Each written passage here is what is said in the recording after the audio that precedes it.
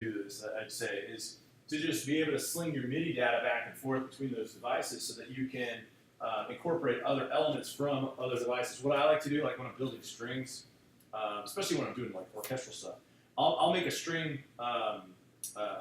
composition on my iPad, and I'll use notation software. If any of you guys use iPad, Notion for iPad is ridiculously cheap. It's way cheaper and easier to use than Sibelius or Finale.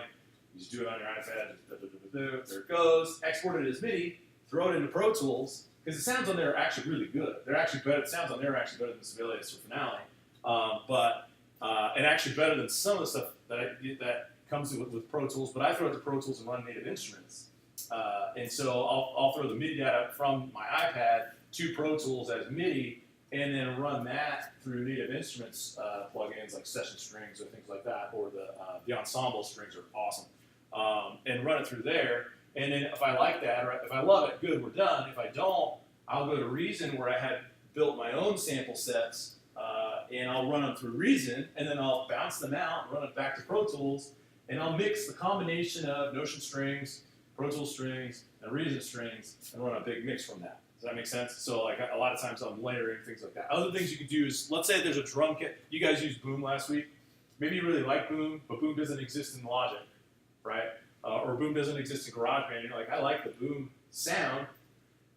What I'd like to do is take, maybe I'm creating Logic, but I just want to go to Pro Tools just for the Boom, export the MIDI, dump it in Boom, and bounce it out as an audio file, and then import it as audio back into Logic. Does that make sense? So, and that's, in reality, that's how the pros do it all day. They use multiple DAWs. There's rarely anybody who ever just uses one DAW through and through for anything. Unless you're a mix engineer, which you could, as a mix engineer, or for post, just choose one DAW and that's it. But as music creators, a lot of times they're using a multitude of DAWs to work in conjunction. So understanding how to do this is very key. So importing MIDI in option 1 is literally import file, import MIDI. And I'm just going to walk this through real quick so you can see it. If I go ahead and choose, okay, so here's where that split becomes. My destination is either new track or it's clip list. Well, oh, and they added the beautiful part about this. By default, in most Pro Tools systems, what happens is the destination track forces you here. I'm going to have you, at this point, actually what I'll do is, good news is I'll have you do it this way. So I'm going to show you how this works. I think I only did one. You guys might have done multi-tracks. I only did one, so it's not hard. When it comes in as a MIDI track, the thing you'll notice is when you switch over to the mix window, there's no ability to do anything with the plugin. There's no option for it. So what essentially happens is you have to create Command-Shift-N and create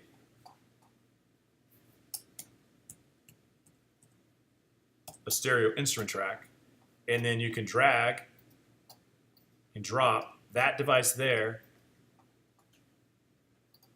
and delete the MIDI track. Does that make sense? So all we have to do is we're going to move it over to an instrument track. Option 2, which was import MIDI,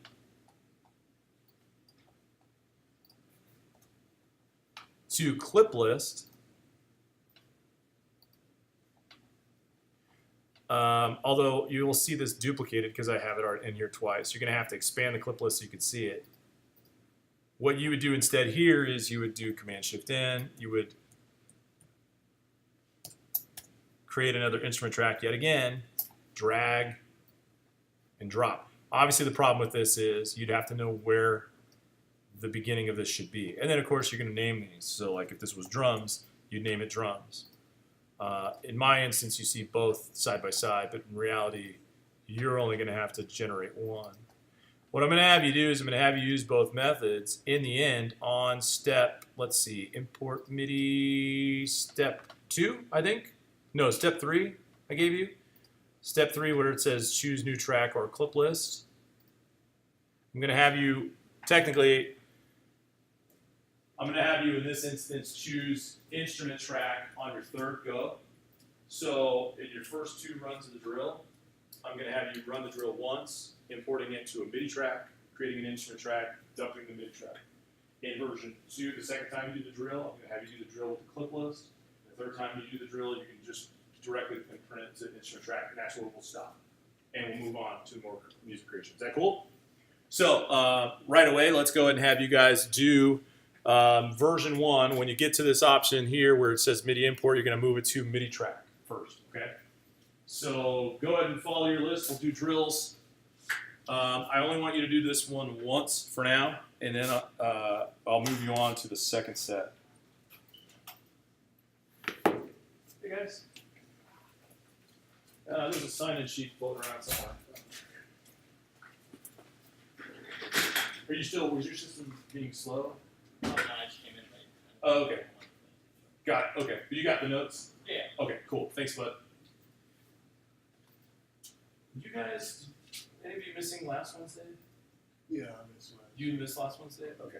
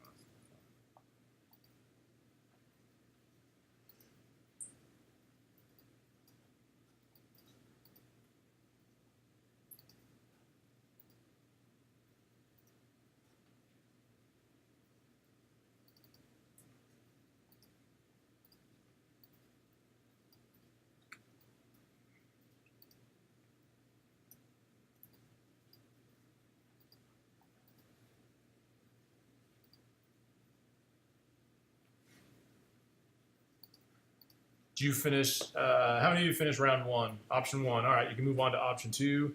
The one step you need to do before you move on to option 2 is you're going to go ahead and delete the clip that's in the clip list that you already have. So before you move to option 2 on your clip list on the right, you should see a clip. What you can do is highlight it, or highlight any clips. If you have multiples, just hold Shift or hit Command A.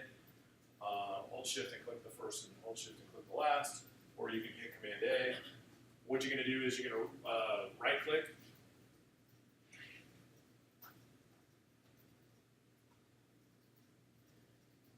Oh, you know what? Hold on. You're going to have to do it. Sorry, hit Command A again. You're going to have to do it through the Clips menu. The Clips menu is just a drop-down right there. Make sure make sure all of them are highlighted. There's an option for delete. Oh, I think it says clear. Shows me again. Yeah, you're going to hit clear, and when it goes to clear, it should ask you how do you want to clear. And you're going to choose remove, just so the clips are dumped out, so that when you import them again, you only have one clip instead of multiples. So you guys that are with us, make a class 10 session, and I'm going to, but you had MIDI from last week? You were with us when we made MIDI last week? Yeah, I missed last week. Oh, you missed last week? Yeah. Okay, shoot, yeah, so I need to get you a MIDI file as well. For some reason, I can't get the server to take my MIDI file. I'll do it if I do it here.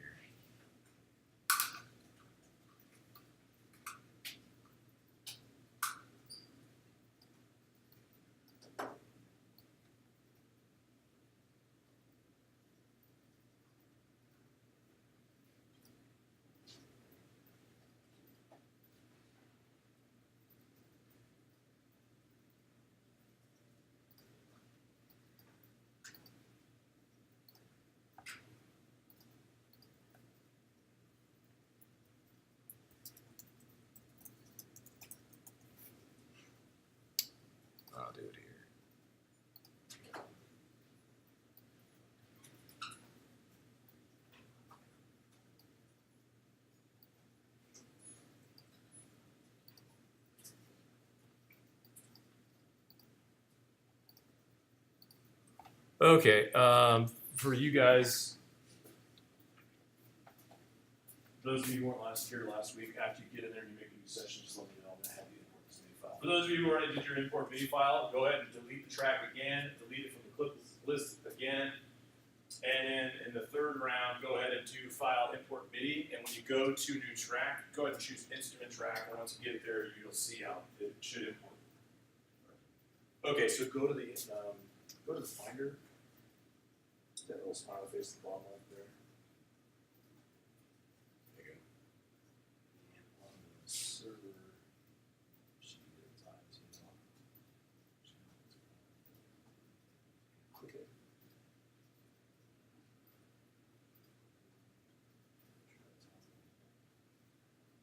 Oh, there you go. Shared student files. What I'd like for you to do, move it to list view instead of block view. There you go. Scroll to the top. And hit date modify. Date modify at the time. So we listed there for that one. Click that, and then that's what you need to copy. So you're going to copy that to your data drive folder. So hit Command N real quick to make a new folder window. Okay, and then navigate to your file in the data drive. To like your folder for the data drive. So like click on the data drive, and then navigate to where your folder. Is this a new seat for you? Yes, you see. Oh, okay. So you might have to make a new one. So you know, make a new folder. There you go. Just put your name and copy that file from there to your new folder. Okay. All right. Yeah, I can find my data drive. Oh, had you been on this computer before? No. Oh, okay. You just have to make a new. Yeah, just make it go to a new folder and type your name and put in class 10. All of you guys are done? Okay. Let's see. I'll catch up with you guys. Miles and Hanif, I'm going to have to catch up with you guys in just a moment. Let me move forward with, and actually once you have it, yours made it, right? Okay, once you have it, you can go to File, Import, MIDI, and choose that track. Okay. And let me know once you've done that. Okay, what I'm going to have you guys do today is we didn't get a chance to do synth. And I wanted to we did drums with the boom. I want to move into doing some synthesis so we can look at more MIDI editing techniques. Last week we did quantizing. We did some basic quantizing. We didn't do a ton of crazy quantizing or editing and things like that. So I'd like to kind of continue with some of that to give you the opportunity to dive into it, get a little more comfortable with it, and kind of see how things go. Also last week, so for those of you who missed last week, get some notes from some people. We worked on reprogramming the pads, and of course we worked on setting up MIDI instruments. What you're going to need to do first, real quickly for me, is go to the mix window by hitting Command equals.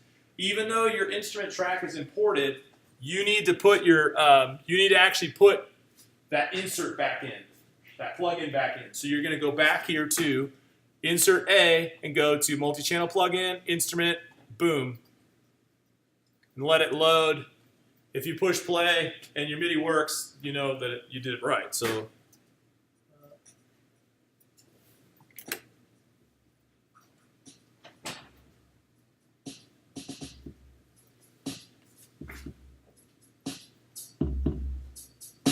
Now you might have to change which drum set you're on.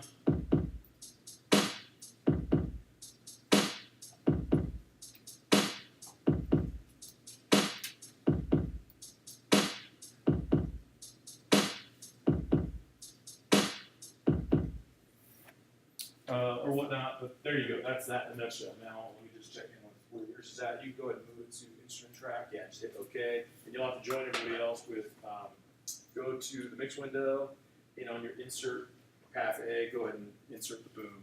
For you, I just need to move. We need to copy this file.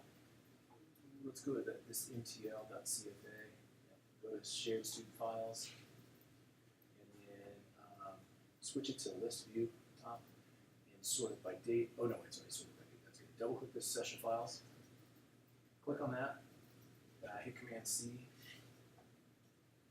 Copy it. No. Click on it again. Because you double click. Now you can actually just click that. Yeah, just jump out of it or like slide out of it. It'll hit cancel at the bottom. Yeah, right there. And then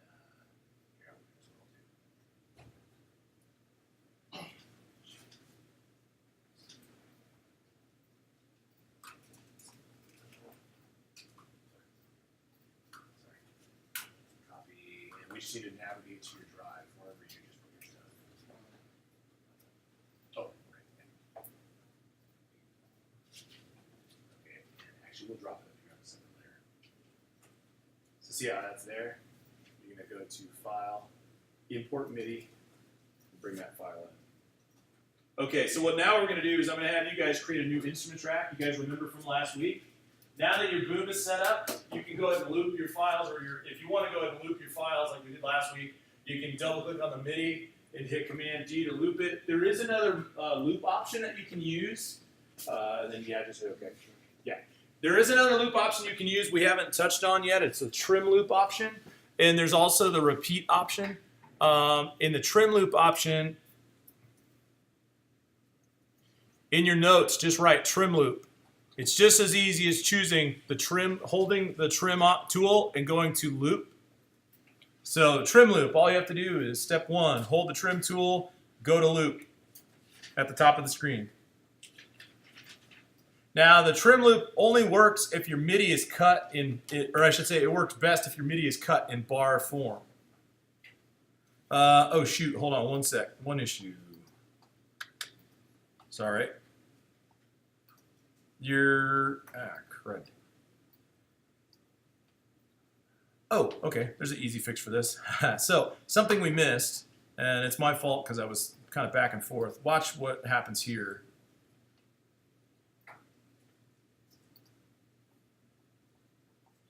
Oh, snot, hold on a sec.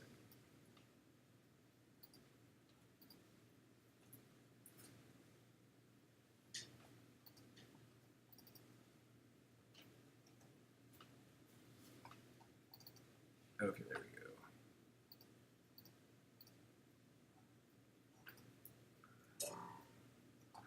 Sorry, one of the things we missed in the dialogue as we came through this is when you choose your MIDI file, the import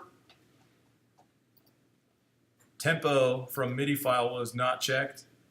By default, this is usually typically checked, so because you did it this way, it did not import your tempo map. But the cool part about it is it gives me the opportunity to teach you how to import a tempo map without importing anything else. So the easy way to import a tempo map, and we're going to have to jump in and stop on the loop tool because if we loop right now, it's going to be to the wrong tempo, and the loop tool won't effectively work. In your notes, just put heading importing tempo map. It's actually really easy. Importing tempo map. We're going to use the session data to do this, okay? Importing tempo map. All you have to do to import a tempo map is choose a session to import the tempo map from. So your first step is go to File, Import Session Data. File, Import Session Data. It's actually a really simple procedure. All you're going to do is go, step 1, File, Import Session Data. Step 2, choose a session to import the tempo from. In this instance, so step 2 is choose session. In this instance, you guys need to choose your session from week 9 or class 9. And all you have to do that is choose class9.ptx. Once I do this, I'll be able to tell you guys what my BPM was because you won't have a class 9 to import from. Once you choose it, in the next step, just hit OK.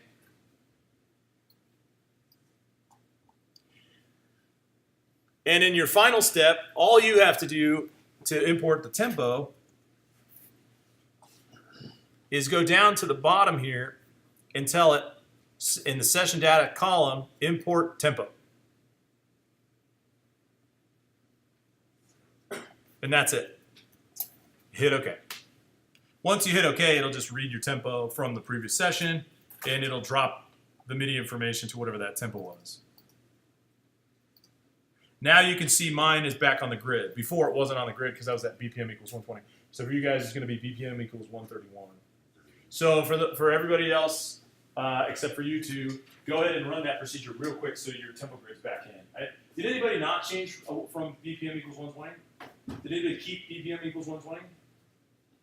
Okay, so obviously you don't need a tempo import because the standard default is BPM equals 120. For those of you who tap tempoed or changed your tempo, or you may not know, go ahead and do the session or the tempo import procedure. For you guys, all you have to do is double click that little red diamond at the top, Oh, you already did it. Oh, yeah, you already pulled it. Actually, just make sure it starts at the beginning of the bar, because see how it kind of looks like it's off the edge? Take it all, yeah, there you go. Bingo. You're good. You're just going to type in 131. I don't know why I did 131. I thought I did 131. But I probably did a tap tempo to show you guys tap tempo. Yes, sir. Alright, I'll do my output, please. Oh, push button. Oh, deactivate record enable for a second. I think you might have to stop it. Oh, push spacebar instead of play on there. Oh, I see. Hold on. Stop again. It's because for some reason your default didn't come up with a drum set, so you have to click on there and choose one. See if it has it now. Oh, it's firing. So something else. Push play. It's doing something. So something else is doing. Yeah, because it shows output here.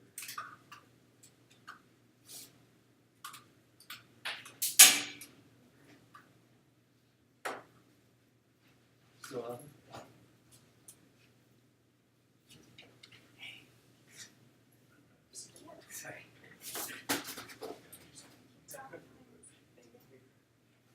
But I mean, it's the thing is like because you can see it going. Yeah. It means something's up with the images. Let me flip it back out, flip it back in. Flip it back in. When you ran your startup procedures, did you rebuild your IO? Yes. Okay. So the IO should be.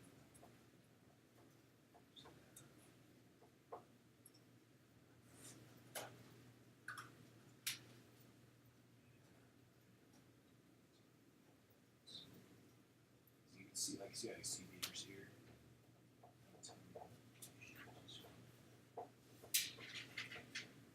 Oh.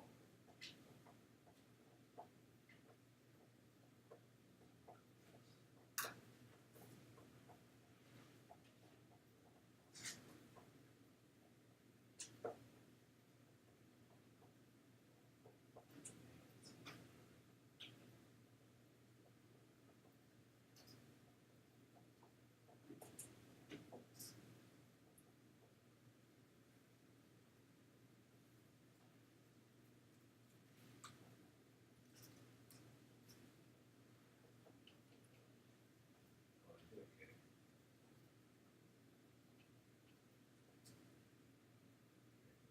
Just hit now, actually. See if it'll let you cancel it. You cancel it. Save. You're gonna have to reopen Pro Tools. The device was set to the blank right What do you mean? It was set to coax and IO and stuff optimal. It's all percent optimal. So that might be. When you get back in it, let me know. Does yours play? Oh, you built your insert. Okay, so for those of you who are ready to go, I'm gonna have to work a little bit with these guys, but I'm gonna go ahead and walk through your next steps. So, well, actually, you have these from last week. I want you to create a new instrument. You're gonna do Command-Shift-N. You're gonna create a new stereo instrument, and I want you, instead of using the boom this time,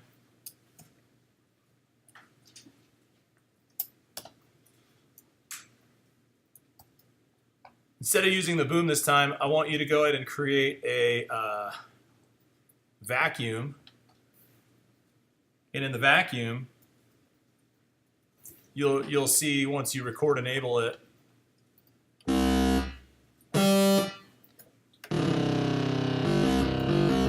This is a monophonic device, which means you can't play chords. It's a singular key item, like an old school synth.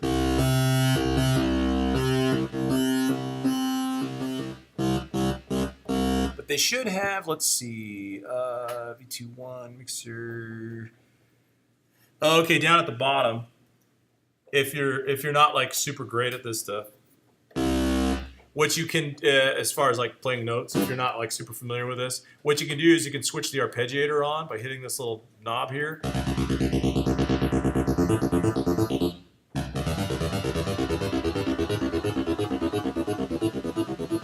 And you can change the rate.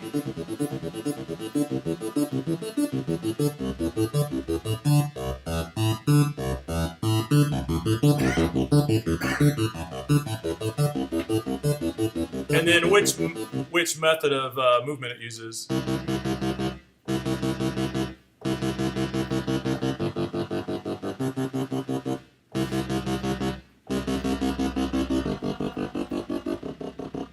So of course, when you run that with your beat,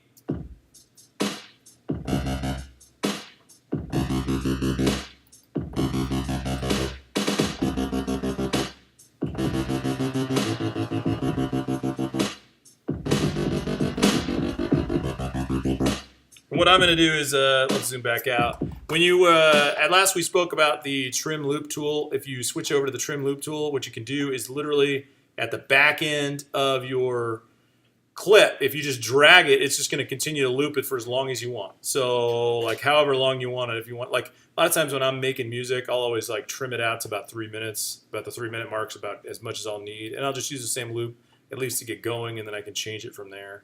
So you can easily just trim it out so you have something to record to. Once you kind of have some synth going, I would like for you to go ahead and start just doing some recording. Remembering to go to the window, transport, and if you want MIDI merge to be on, activate it. If you don't, then make sure that it's deactivated. Just remember to rename your clip. I'm just going to call it synth because we're going to name it based upon the sound, not upon the plugin. I'm going to call it synth, and I'm going to go ahead and start some recording. And at the moment, I don't have a click track, but I don't necessarily need one because I have a drum beat, right? And we quantize our drum beat, so our drum beat will act as our click. So all I'm going to do is let it roll, right? So I'm going to record enable it, hit record, hit play.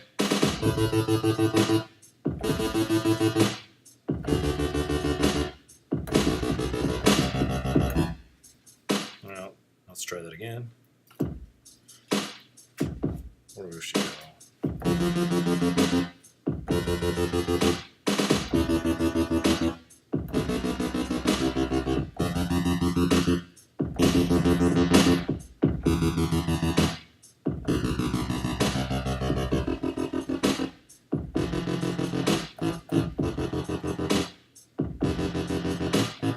Now, when you're done with your performance, do not forget, it's probably going to be in your best interest to highlight the information, go to event operation, and quantize your performance. We did this last week, so you should have notes on how to quantize your performance. It should solidify a little bit of that. Now, what I'm going to do with mine, of course, is I didn't like my starting point, so I'm actually going to get rid of my first bar and shuffle it so that it starts at the very beginning.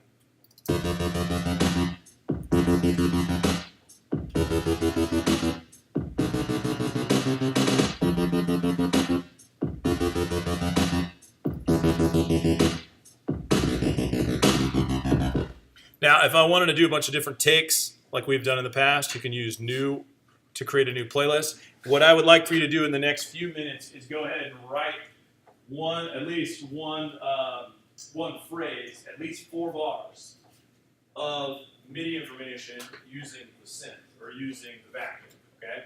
And then go back and quantize it. Still not found your output. Okay, we might have to move you to a new workstation. I don't know why yours would be. So for yours, we just need to go. I'm going to have you insert a boom. Insert your instrument. Boom. Let's see here.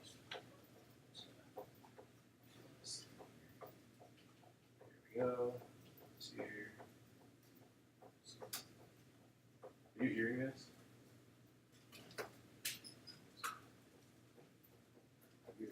Okay. All right, so you can move on and go ahead and create a new instrument track. Okay. Put the vacuum on it and start recording MIDI. I'll be right back because I know you just loaded that. You don't have to do the workstation because I don't know why yours really. Oh wait, hold on. How long has this been happening? Oh. I thought it was connected to it. Oh yeah, this. Pull off your headphones real quick. Goes into one of the ports. Oh, there it is. Oh, I think it was in before, actually. Oh, well, then it maybe popped out. Push play to see if you have anything. Push play on the. You do? Oh, that's good news. Okay, so go ahead and make a new instrument track, stereo, and then put the vacuum. Choose the insert vacuum from the instrument list. So you're just going to Command Shift N. You remember Command Shift N? Command Shift N to make your new stereo instrument track. Raise your hand if you have questions or you need help. Okay? Don't forget you have to record arm your track. Are you redoing it? Yeah, because I. Oh, Yeah, shit. I was on that one.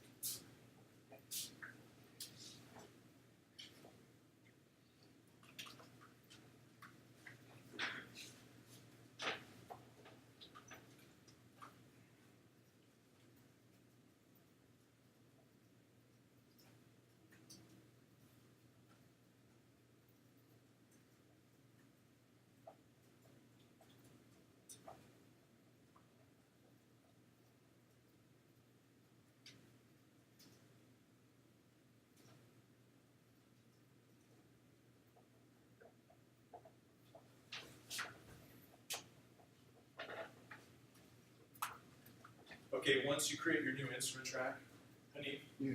in your plugins list for your new track. Oh, you made an audio track. Do it again. Command Shift N. What you have to do when you go to Command Shift N is you have to change this to stereo, and then change this to instrument track. And then hit Create. Yeah, so we needed this one.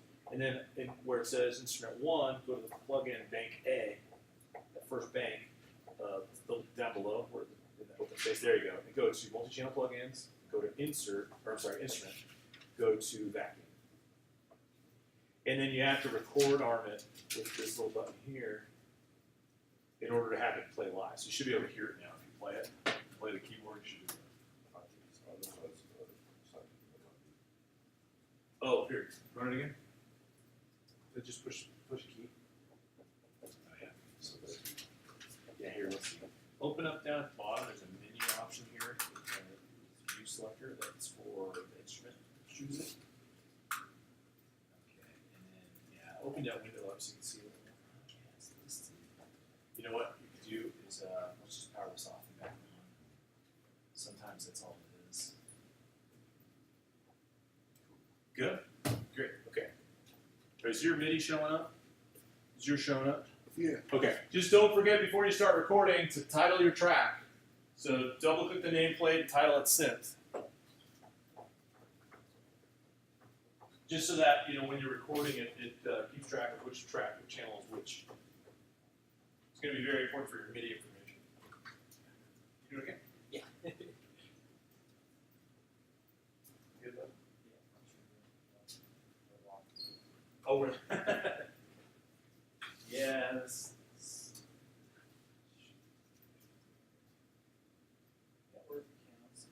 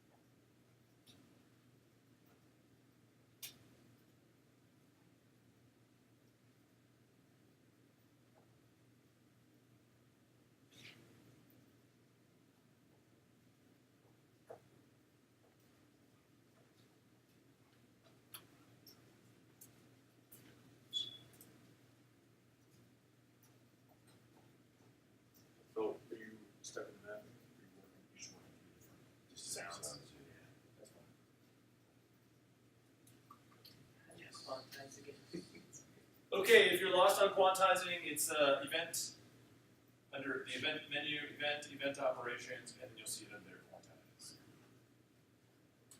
Cool, man. Very cool.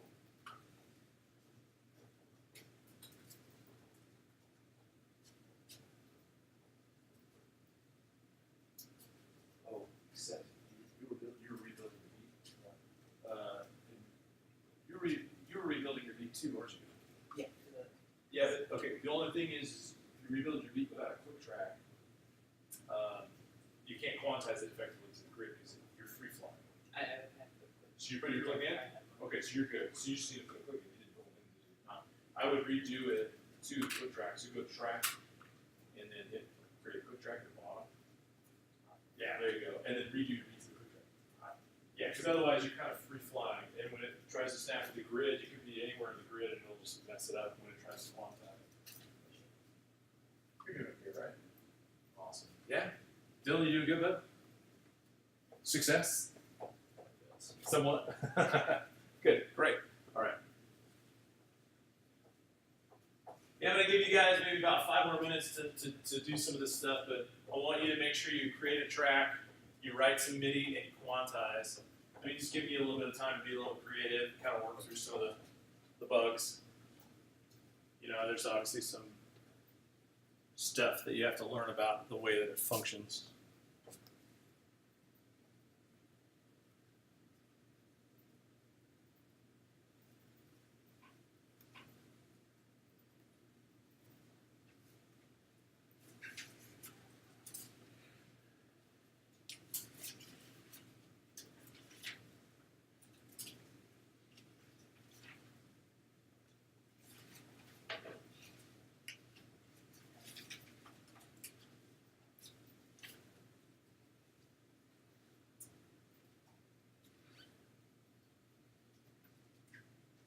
You know, if you guys are happy with your tracks, you can go, if you want to make any more layers, you can make more layers of either the vacuum, or you can try some of the other plugins.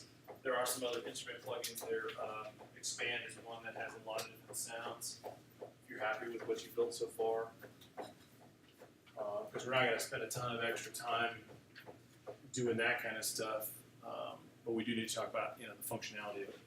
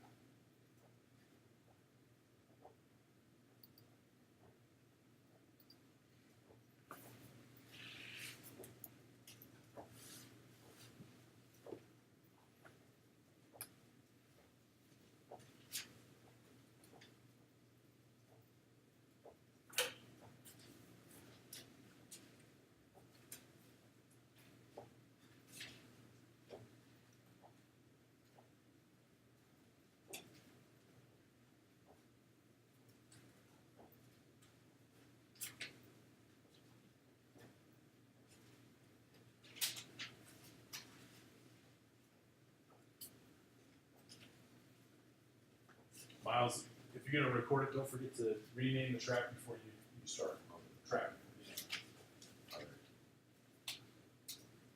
Yes, if you guys add an additional MIDI or instrument, don't forget to rename it before you start recording. So you know what you're looking at.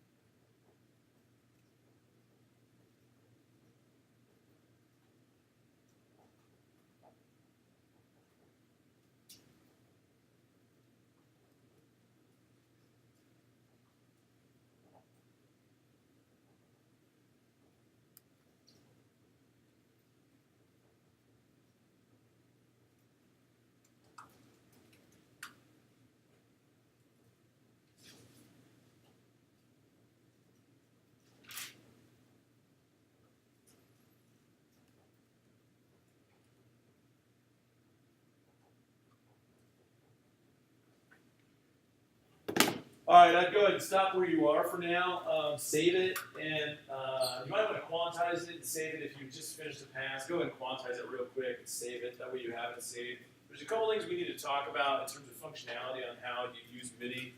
So one of the big things that we need to talk about immediately is the fact that MIDI is exclusively data.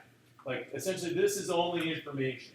So, and that's how we can sling it back and forth between different DAWs and different sessions. There's actually no sound in the file itself. So when you have the file by itself, it makes no sound. Downside to that is if something changes in your plugins that you had set up, like you guys are building your virtual, what they call virtual instrument plugins, if something changes in that, you lose the sound that you had, worked so hard to create. So a lot of times what we like to do is we like to put these items to print, and in two variations we like to put them to print. We like to bounce out the session as a full finalized mix, one, and two, we like to print these back into the session. By printing them back into the session, what we get to do is essentially it allows us to not require so much DSP and get rid of the live plugin feel. So here's how we do this, and there's a couple things to take note before you do it. One of the reasons you may elect to print it is if you're happy with it and you don't expect to make changes to it, you would print the track as audio. And that may be one reason, especially if you're done with the session. The other thing about it is you also have to consider, because this is MIDI data, that you can actually change the tempo to the song, and you might want to make sure that before you put it to print, that your tempo is acceptable. Does that make sense? So like if you and I'll play mine.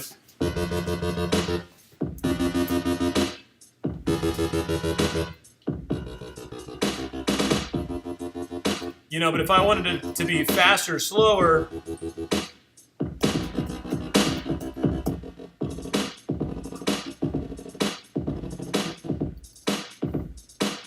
something like that. I'm using the tap function, tap T.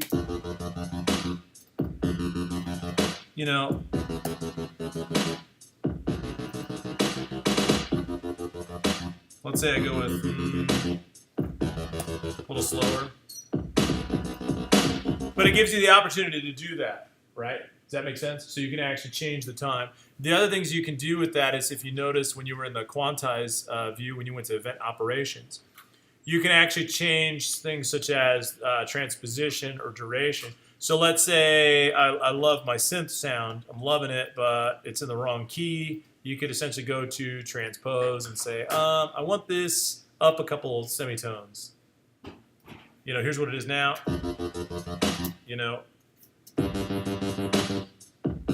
So one of the beauties of what we can do with the event window is we can change the velocity, which is the pressure of the volume, change the duration of the notes. We can transpose it. We can split the notes. There's also something that we can do called input quantize, where instead of like James Michael, you were back there building your beat. The input quantize feature allows you to be quantized in real time in the same way you would quantize in the post, but in real time, so that if you're building your beat and it's just a little inaccurate, it'll fix it immediately. So when you play it back, it sounds right. Does that make sense? Blessing in disguise. Yeah, essentially, it's a really easy, simplistic way to work. So you could use something like input quantize. But the big thing is before you go to print to audio, you want to make sure that you're happy with your MIDI itself, because you won't be able to change it once you go to print to audio. And what I always do when I'm working in sessions with clients, we'll go to print to audio from MIDI when it's the right time, and when we really go down to mix down, but we'll save all the MIDI data. We'll save the session.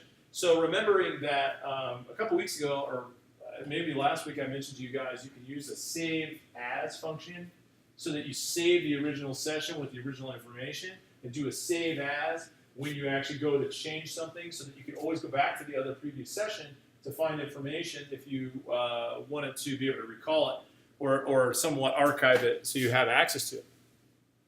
So what we're going to do is we're going to do two things. We're going to actually, we might only have time to do one.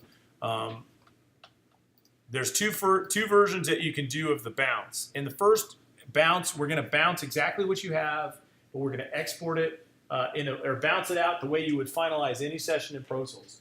So in your notes, go ahead and put bouncing from Pro Tools. Now, bouncing is the technique that's used to get your finalized audio from Pro Tools out into a file that you can put on your iPod or you can share online, essentially getting the audio out of the box. You know what I mean? Because right now, the only way you can listen to your audio in Pro Tools is by being in your Pro Tools session.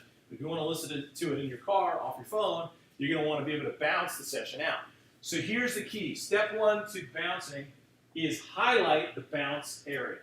So you're going to have to highlight the area of which you want to bounce. Now there's a couple stipulations to this, but it's ridiculously simple. You don't have to put this part in your notes, but if you just use the Selector Tool, what you're going to do is you're going to choose a range, and you can do it either up in the timeline rulers or you could do it down in the field. You don't have to have each item selected, meaning you don't have to have all your clips selected.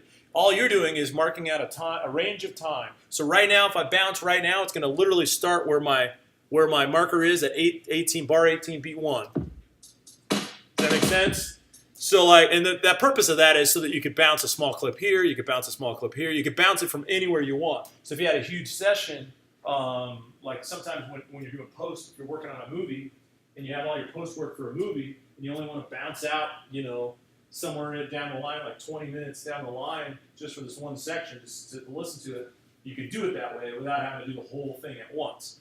If you elect to not select anything, when you don't select anything, what it does is it essentially bounces the amount that the timeline sees.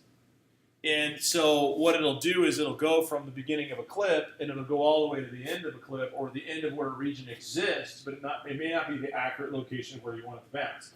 Two things that I'll just mention as tips. Two rookie moves that people make in audio. One, they don't start the bounce close enough to the audio start. And two, they don't end the bounce close enough to the audio end. Does that make sense? So a lot of times what newer individuals in the audio world do is they leave too much space at the front before anything starts, and they leave too much space at the end before anything ends. Does that make sense? The other thing to consider is that we started, when I built my rhythm, I shuffled it to bar 1, beat 1. There's a bit of an issue with that as well. No music that you ever listen to starts like this.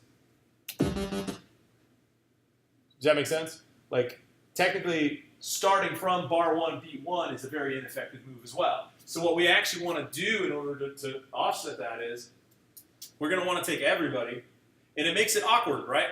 See how it's bar 1, beat 1? We want to take everybody and be able to make their some sort of preemptive start from the front end of the file so that it doesn't immediately start. So we're going to actually have to do something called inserting time. Now, you don't always have to do this on every bounce, but it's preferable that this is how you have things set up from the get-go. So when I'm recording a band, it's a little different than recording MIDI, because from MIDI, the MIDI starts right on the bar. A band would have some sort of preemptive start point. So all you have to do is you're going to select the range of time, but my tips and selections for this, or my advice to you on this, is if there is no time before the start. So in step 2, I would just put, if there's no time before the start, you're going to go and hit return. All right, so hit return. Return is the hotkey for taking you to the beginning of the session. Hit return. Then go to event, time operations, insert time. So you're going to hit return, go to event, time operations, insert time.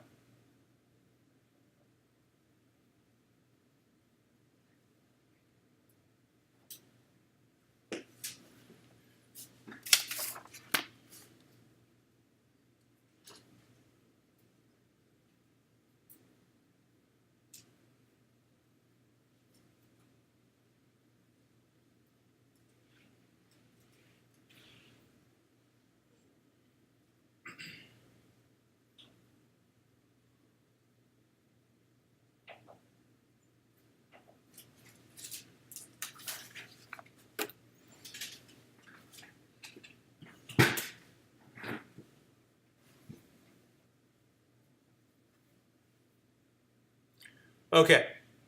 In event, time reparations, insert time, what you're going to do is after you select this, all you have to tell it is how much time do you want to add. And see where it says start and end?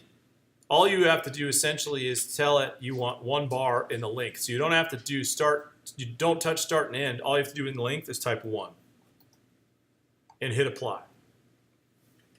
So type in length, type 1 bar and hit apply. What it does is it essentially just it bumps your whole thing 1 bar. You see it?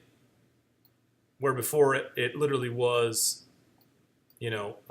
starting later. The issue with this is that notice now if I go at the beginning of my music, it says bar 2, beat 1. Well, for most people, that's not an issue. Like when you're in the studio, a lot of times you understand that there's going to be some bars where there's no music, or there's bars where we're just using it as a gap space. If it bothered your client, what we would do is move song start. And by moving the song start, what we would say is we're going to move the song start to right here at this section, and we're going to renumber the song start to bar 1. Oh, there it goes. Sorry, I'm going to switch to bars, time-based bars. Move start to bar 2. Sorry, that's an easier way to do it. Make sure that it's renamed bar 1. And then when we hit apply, what it's going to do is it's going to make this bar 1, and if you go back, it's going to call it bar 0. See how that works? Now, I'm not going to necessarily require you to do this, but I wanted to show it to you because there is a way to move your bar start so that your clients aren't like, that's not bar 1, it's actually bar, you know what I mean? Or it's not bar 2, it's actually bar 1. Sometimes they get a little frustrated with that. Now that is resolved, when you select as an additional step to selecting your bounce out, you're going to move to slip mode. All right, so in your next step, change to slip mode. Here's the key. You're going to change to slip mode, and you're going to highlight the range that you want to bounce. The problem with it is check this out, okay? I want you to listen to this real quick. Now we're going to move to slip mode because we're not going to actually use the grid to bounce. So there's going to be one reason, and I'll tell you why you might use the grid to bounce, but this is not one of them. So let me show this to you real fast.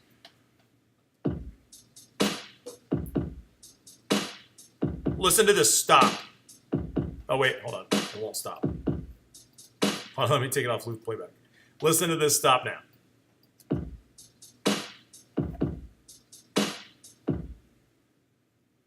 What do you hear at the end of that beat? I don't know if you noticed it. I'll move my grid back a little, or I'll move the slip so you can hear it. Does this last hit carry on beyond the bar? Listen to it. Let me mute it for you so you'll know. The answer is yes. Why? Because the sample set has reverb on it. And so like the sample itself has a touch of reverb effect on it. And because of that, what it's going to do for your sound is if you only bounce to the end of the bar, it literally will sound like it goes burp, instead of resolving the way that it's supposed to naturally. So when you select your selection, you essentially all you need to do is grab a little bit of dead space at the end of the clip. Hey, still so far so good. Good. But that computer that in the corner that had trouble a couple weeks ago with the network is out again. Okay. A lot of times that is because the cable, Is it just the Cat 5? Yeah, well, it's because they're exposed. People step on it and they kind of, it might just be worn, Oh, cool. So what you guys are going to do in your final step here is you're going to go to File, Bounce to Disk. File, Bounce to Disk. There's a couple options we just need to set up here, and then you literally will hit bounce.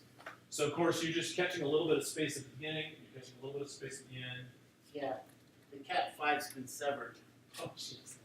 It's, you can see it, right? People they step on it. Oh, because that panel's right there. Yeah. Yeah, because this is the second time that's happened with that. Yeah. That one. Yeah. Oh, that's- There's gotta get Rob to come out here and replace the cable or OIT, whatever. I mean, it's always something, unfortunately. But, this was moved. See, people keep moving it. These were offset. They're not supposed to be parallel. They're supposed to be offset. And they keep getting moved. I don't know who does it, but they were moved so that panel actually was not in the middle. I mean, if it's off to the side, then you're not going to step on it. But Yeah, that'd be cool. We can move it back. That'd be good. yeah, same thing here. This one's real close to going too. See, this cable right there. And if you keep running over it with your chair, or it's not your fault. I'm just saying. Yeah, it's just exposed. It's just the way it is. So. All right, so thank you, by the way, Gil. Sure. So what we're going to do here is we're actually going to export this, and there's a couple things you'll notice here. It asks bounce source. The bounce source you have to confirm in your notes. A lot of times this gets messed up. Bounce source has to be the same as your output. Does that make sense? So it has to be the same as your output. And then, of course, there's a couple file types you can choose from. We usually prefer WAV. Interleaves we talked about. What was interleave? Does anybody remember what interleave meant? This is very key. It has to be interleaved when you bounce it. Does anybody remember what interleave meant?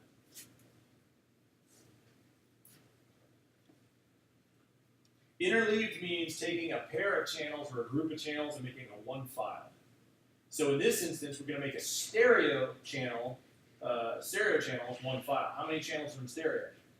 2, right? If it was 5.1, it would be 6 channels. Like for surround, it would be 6 channels, but it'd be one file. The purpose of having it be one file is it allows you to just exchange one file. When you burn a stereo file onto a CD or you drop it onto your iPod, it's one file. That makes sense? And it plays together. So it has to be interleaved. The bit depth should stay to either 24 or 32 at this point in time, and the sample rate needs to be the sample rate of your session, preferably. You'll talk about that in more advanced audio classes in terms of sample rate export. Then you're just going to call it what you want the file to be called. Notice mine uses the default session name. That might not be the best name for it. It might actually be, if it's a song, maybe you want to call it the song, but if it's just, hey, this bounce is just drums. A lot of times for me, when I'm building demos, I put some detail in this. I may say, hey, no, this is song class 10, but so far this is only drums and synth. Does that make sense? It's not complete. It doesn't have vocals. So a lot of times I'll put a note in there, and then you just hit bounce, you let it roll. Now, what happens is bouncing at this point in time, if you go see it here, this checkbox down at the bottom, one more note to put into your notes. If you choose offline bounce, it does a multiplier of the bounce, which means it bounces, like you saw previously, it bounces like that. Bouncing offline is good for demos.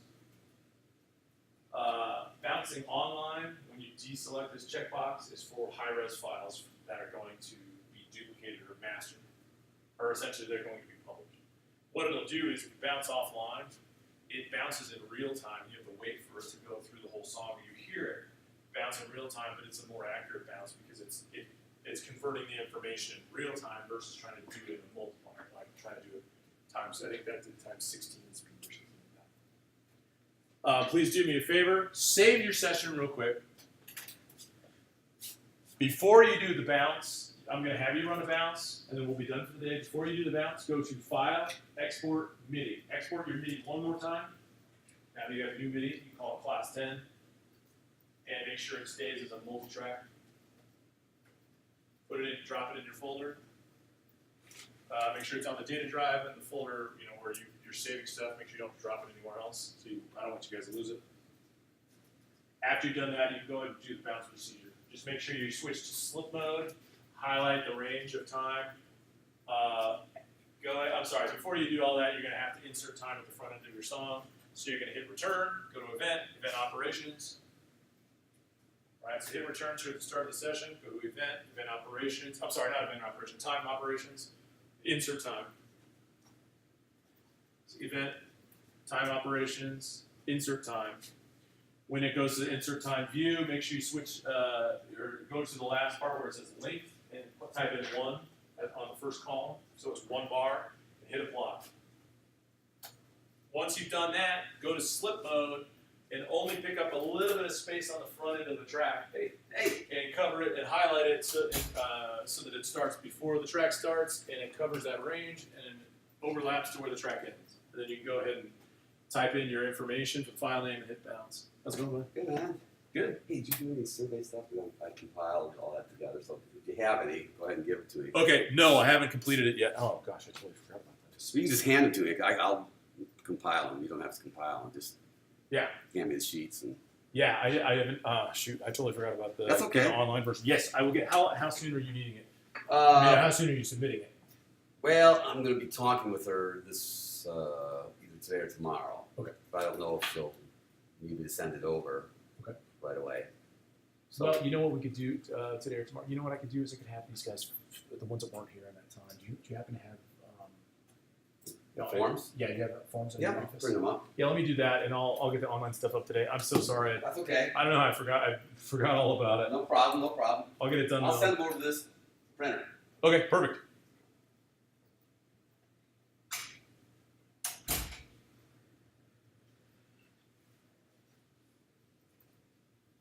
Oh man, that sucks.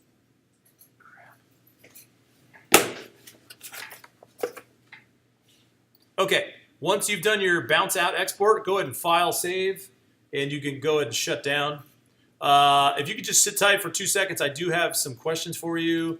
Anybody that was in the information meeting about the audio major and already had completed a survey, you guys can go. Chuck's actually going to print out some surveys. I just would ask if you guys have some time to fill out this quick survey.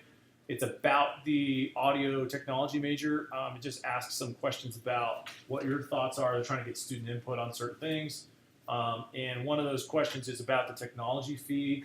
The technology fee is specifically there to allow us to be able to purchase new equipment, but it would be an additional thing that would go on top of your tuition. So there's a question about it that you guys might want to just give some input on if you're okay. You don't even have to fill out your name. Oh, did it come through? Yeah, if anyone has to leave, I've got 4 right now. Oh, I'll awesome. print it. You don't have to. You don't have to put your name on this. In fact, don't. Yeah, but if you could just write in some information in regards to this, that would be helpful. You were there that day, right? So was anybody else there that day? You did. Oh, yeah. And what it's asked for in question 4 is there's a minor required, other than the music technology minor. This would be for the major, and then a 7th required minor, and there's all sorts of minors here.